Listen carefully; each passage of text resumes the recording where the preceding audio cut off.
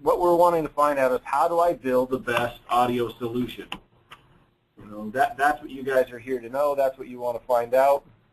And really consists of 3 steps. You have to know that there are 3 of these steps, and as Andrew mentioned, there are YouTube videos that were provided by the tech services team that teach this. We're going to use the audio or music widget videos that are online as a frame of reference as we discuss the ability to create this best audio solution. You know, the most important step in these 3 steps is the preparation aspect of it. I know this goes without saying, but sometimes we just need to review and make sure everybody's on the same page what preparation really means for Equinox. As you can see, there are a few parts to the preparation aspect of it. One is a network, a backbone that you can depend on. It's reliable. It's gigabit, it's fast. You may need to set up QoS, quality of service for different IP addresses, etc.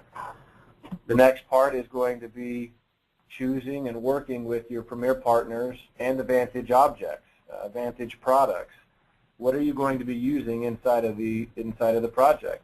Whether this be a new install or a remodel or a retrofit that you're going back to, understanding who is in that project from a manufacturer perspective and what it's capable of is the next most important part of that.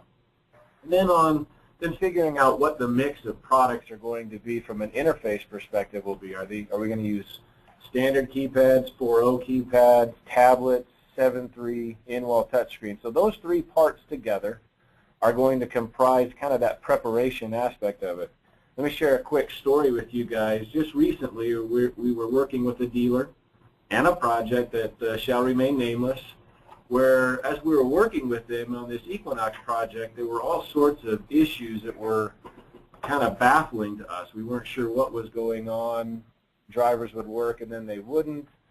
Touchscreens would come on and then they wouldn't, or they wouldn't react, and we could not figure out what was going on. We tried to duplicate it, could not find what was going on here in the office or there at the project. So what we ended up doing is we started with the basics, and we went back and put in instead a professional grade router and reprogrammed the system and let everything come online, and those issues and ghosts went away. There were things that looked like it may be controller or driver issues, but in reality ended up being network issues. So keep that in mind. If you're not an IT pro, contract one. You'll be grateful. There's lots of data in the audio solution moving all over the place all the time, and you need that reliability. The next step really has to do with working inside of the Design Center software aspect. Okay, and working inside of Design Center, really what we're talking about here, as the video shows, if you've seen those music widget videos, you're just working with objects. We're not talking about task programming. We used to worry about programming. Now we're worrying about the objects. We're worrying about the mapping. In the video that Forrest presents, we're working with the Vantage 850. We're also working with some sources. In this case, it was a Nuvo Music Port Elite and a Nuvo Tuner and an Apple TV, etc. So we're adding the drivers to the system to create the music solution. So we have the multi-room amplification and we have the sources. The next step in that mapping has to do with what you're going to do with the connections. You know, you need to worry about making sure your zones are in the proper area. You need to worry about the sources and the drivers being mapped together. And you need to worry about what are the control elements. What are my IP addresses? Input those into Design Center. What are my ports, if I have any for 232 or IR? Make sure you set those up. This is a commonly made mistake in setting up your system. Remember, we've removed the task programming aspect of this. You're not creating tons of volume up and volume down and source switching commands. Instead, focus your time and your energy in making sure that the project is set up correctly inside of Design Center. How you set this up, guys, truly, how you set this up, this part right here, has a direct impact on step number 3. It has an impact on what it looks like, how the UI is going to act, what the 7.3 shows, what the apps show, etc. So that's the next step. Step number 3, you're going to go to the music widget on the 7.3s and apps and set it up. You can rearrange the widgets. You can put audio first. You can put audio in the middle. As you know, all those widgets are across the dashboard. Then you can go into edit mode for specific zones and sources. You know, you're setting this up maybe for the family room or the kitchen, so you want to have the default zone appear. This is a very straightforward step in the Equinox world. Okay.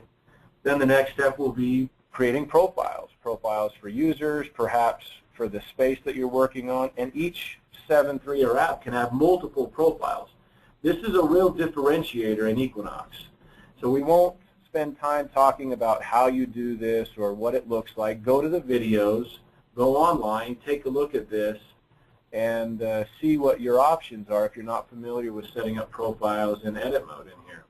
I will throw out a quick tip in there, though. As you notice, that very final bullet point has to do with a little known fact that there is an emulator in Design Center for each 7.3 and app on the project, meaning when you have Design Center open and you are live connected to that project, whether you are locally connected or remotely connected, you can edit as if you were standing in front of that touchscreen. You can edit what the UI looks like, what the widgets look like, what is the order, what's the default. And it's quicker than, in my experience, it's quicker than running around to all the different 7.3s. What you do on the laptop is real-time applied to the 7.3, maybe on the other end of the house. So the result is, guys, in this case, as Forrest pointed out in that video that we want you to go see if you haven't seen them yet, if you follow these steps, steps 1, 2, and 3, then you will have a great experience, the best possible audio experience for both you and for your customer. You get the 3 levels, the dashboard, the full screen, and you get edit mode. You get fast switching, right, on the 850. As you swipe from side to side, the sources change. You get great sources and cool streaming services from the Nuvo product line. You get a consistency inside of the UI. As we mentioned just a minute ago, you get live testing in DC. You know, expansion through the 850 up to 72 zones. And on top of that, you know, we have that key differentiation where you have that flexibility of profiles on each one of those user devices. Okay? Absolutely best case scenario here is exactly as described on this slide, guys. As you know, every single project is different. You know, we know that. There are different requests from your customers, different constraints on the project, different specification criteria. You know, we want you guys to know we understand that, okay? And so there are options for you, so you can adapt to those projects, those changing project needs. You know, in this particular case, this looks very similar to the previous slide. It's basically the same 3 steps. But in this case, we're talking about minus the 850. You know, in this case, we're using the Nuvo P3100 as both the source set and the multi-room amplifier. Now, the reasons for this are varied. It could be the number of zones. It could be cost. It could be wiring. You know, case in point, maybe all of the audio wiring aren't home run to the same location, in a central location. So you need to split it up, and you still want to share all of your sources in iTunes Library and AirPlay and other, you know, analog sources. So those could be some of the reasons. But as we mentioned, it's the same steps regardless. You still need to prepare, like we talked about.